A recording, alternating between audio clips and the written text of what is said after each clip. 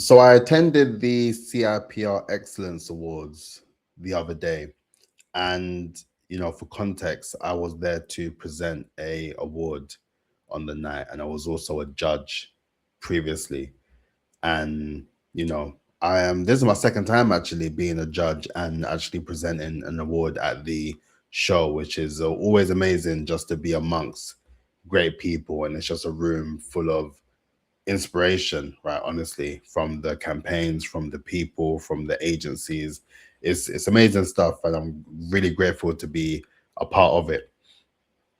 I was speaking with someone actually, a good friend of mine, who was also at the event, and we were just having a conversation about business, life, all those sort of things as well. And yeah, he was just asking me how business was as well, and I was like, you know what, business is cool, but man, I feel like when it comes down to myself, I was just being very honest. I was just like, for me, I am incredibly ambitious and I'm always wanting to get things done to the highest level to keep growing and working. And I'm always someone that understands the process of delayed gratification and patience and all those particular things.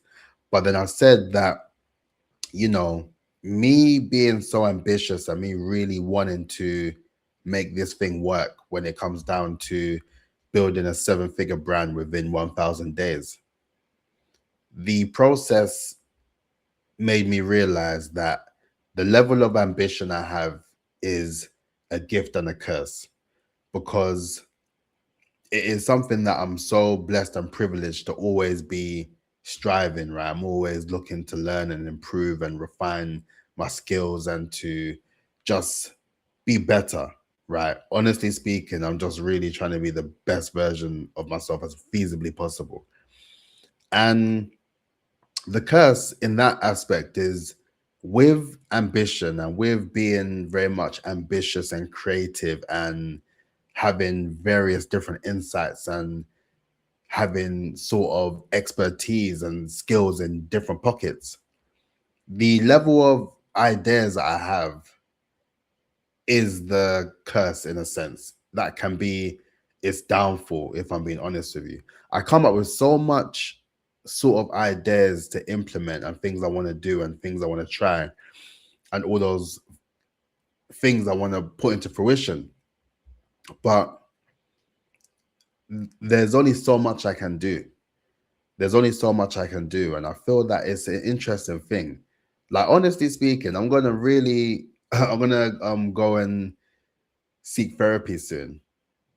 Nothing is wrong like that, but I'm a big believer that it's just good to really just learn more about yourself in the process, rather than it be a thing where you feel like you have to go. I feel like it's a thing that I want to go just to really just focus and to maintain this level of determination and ambition as well. But what I am quite interested to know is, what is it that makes me want to do things extra, or do things more, or add more things to things that may not necessarily need to have more involved in the process. And, you know, there's that saying, KISS, the acronym, keep it simple, stupid. Like, keep it simple, stupid. And it's something I've been really just saying to myself all the time as of recent, because something clicked, I would say, as of recent, where the process of keeping it simple has really shifted a lot when it has come down to the process of the work that I do and the process of building the agency as well. And it was something that was like right in front of me, but because I was so immersed in the idea of building such a robust empire of intellectual property and insights that will just blow everything out of the water, it made me realize that, especially from a client side, right, or a business development side, No one really cares. No one really cares. And that's just the truth. No one cares. When it comes down to a prospect, all they care about is what are you able to do for them?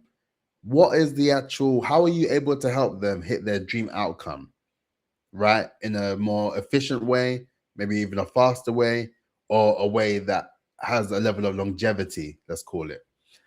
They don't care about all the other sort of flashy, shiny objects that you want to be putting forward. They don't care.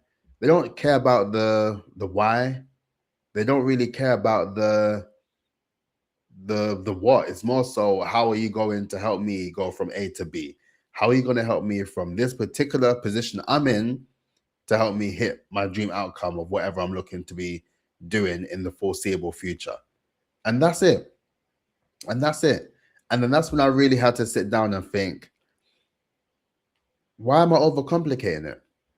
Why am I overcomplicating it? I need to just keep it simple, right? It seems very much straightforward and easy to digest and take in.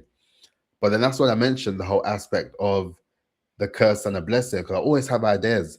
And to make matters even worse, with now that I have the power through AI, with Claude, with ChatGPT, to actually develop these ideas in real time, it's just made things a little more interesting but complex at the same time. And if you've been watching my videos, you would know I call myself a former procrastinator, right? A recovering procrastinator. And it's things like that I need to remember what the main focus is in terms of the high leverage activities to help me get to my dream outcome or my dream goal. And all these things are good, but you have to just be very mindful of how much it takes away from you being able to do the things that actually count. Or you need to be very mindful of how detrimental it could be for you to be stacking so many things on top of things that doesn't even need to be stacked. And when I really sat down and thought about it during that conversation I was having at the award show, it made me realize that yes, the mission and the objective is a big one. However, just because the dream outcome and the dream goal is massive doesn't mean that the actual methodology or the way that I work or the processing of how I work needs to be as big or as complex as necessary. Keep it simple, stupid. That's what I'm telling myself, because it's helped me a lot. Keep it simple. Not everything needs to be extra. Not everything needs to have another layer of something in order for it to be something worth talking about or worth selling or worth having a conversation about. The whole idea that less is more couldn't be more true, right? And I suppose all I'm really saying is, if you are someone like me who is very ambitious and very goal orientated, focus on those goals, focus on those objectives and those dreams, and have that discipline to keep going. But at the same time, understand when you are ultimately causing yourself distress by adding more things on your plate than necessary, and make it your priority to delegate all those things or to outsource all those things or to automate all those things, so then you can just focus on the high leverage activity that really moves the needle for you and your business. So yeah, that was just a thought that I had, to be fair, but I hope that it resonates. And like I said, this channel is really me just sharing my thoughts and documenting in real time. I am in the process of launching my second channel, which will be more solely for my ICP, and that will be a lot more videos targeted directly for them. But in the meantime, you're just getting the journey, man. You're just getting the journey of what it really means and what it takes to build a 7-figure brand in 1,000 days. So we're still going strong. But on that note, please make sure you like, comment, and subscribe, and I'll catch you tomorrow. Peace out. Look after yourself.